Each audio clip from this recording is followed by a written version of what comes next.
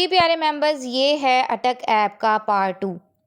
पहले पार्ट में मैंने आपको ये बताया था चेक इन किस तरह से करना है। चेक इन हर 4 घंटे बाद करना है और इसके अलावा आपने इसका क्वेश्चन आंसर करना है, वो आपने 24 आवर्स बाद करना है। इसके अलावा एक जो है वेबसाइट विज़िट है, ये मैं आपको करके दिखा रही हूँ। ये भी आपका 24 घंटे में एक दफ़ा आएगा। इससे भी आपको कुछ पॉइंट्स मिलेंगे। तो ये आपको क्लेरिफ़ाई करने के लिए मैं आपको टास्क परफ़ॉर्म करके दिखा रही हूँ।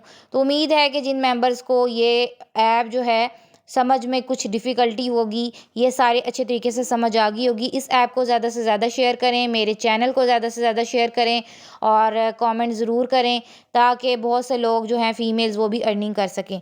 तो ये देखें, ये ऐड वॉच करनी होती है। ये वाले जो थर्ड जो आपका टास्क है, इसमें क्वेश्चन का आंसर देना होता है कि आपने किसके बारे में ऐड वॉच की है।